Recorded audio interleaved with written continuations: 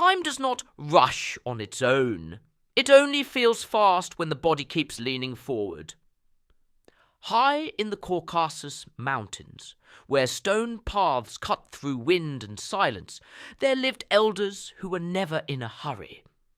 They were not spoken of as miracles. They were not treated as exceptions. They were simply known as old, very old, men and women who carried themselves into their 10th decade and beyond, with clear eyes, steady hands, and an ease that did not belong to youth, but to something deeper.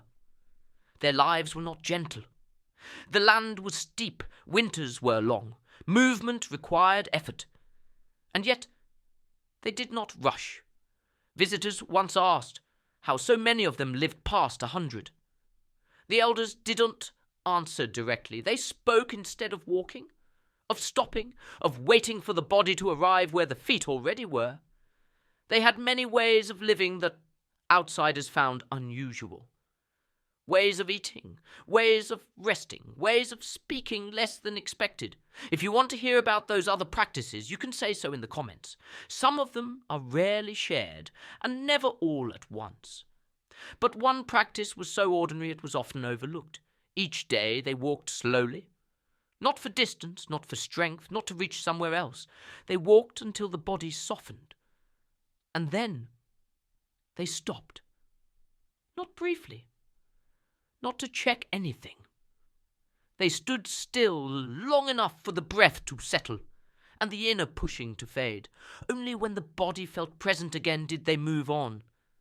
This was not exercise, it was alignment, a way of keeping the body from living ahead of itself, because the elders understood something quietly.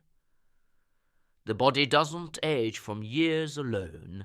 It wearies when it is always arriving before it has fully left. Moving on, we will return to this practice and sit with what truly happens when movement and stillness are allowed to meet. For now, let the idea rest. Time does not abandon those who pause.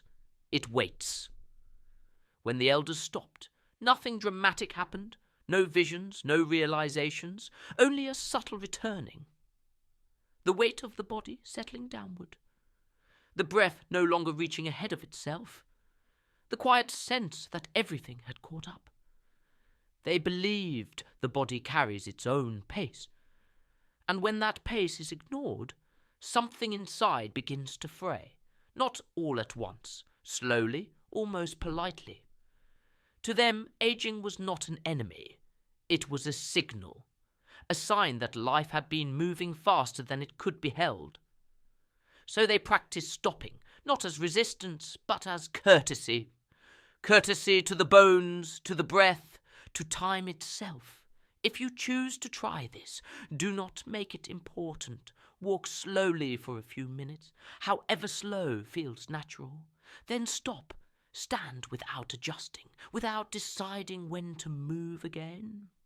Remain until the body settles on its own, until there is no inner leaning forward. That is all. No goal waits on the other side. This is not about adding years. It is about removing the quiet strain that shortens them. The elders never spoke of living long. They spoke of living in rhythm. When the body moves at the same speed as the moment, nothing is lost ahead of time. Time gathers around those who stop chasing it. And it stays as long as it is welcomed. The elders never shared everything at once, not because the knowledge was secret, but because it unfolds slowly, the way a life does when it is not rushed. There were other ways they lived, ways of greeting the morning, ways of eating without excess, ways of resting that did not look like rest from the outside, ways of speaking only when words were ready. None of them were presented as instructions. They were simply how one remained in step with time instead of pulling against it. These things were passed quietly. Often only after trust had formed, often only after someone had learned how to slow down enough to notice them. If something in this feels familiar, as if you have heard it before but not with words, then you may already understand why these practices were never announced. If you would like to hear more of them, you can say so. Not loudly, just clearly. A simple comment is enough. Remaining close through subscribing is another way of signalling readiness. Nothing will be rushed. Nothing will be forced. Some knowledge does not reveal itself until the listener has learned how to stand still. And when that happens, time tends to stay a little longer.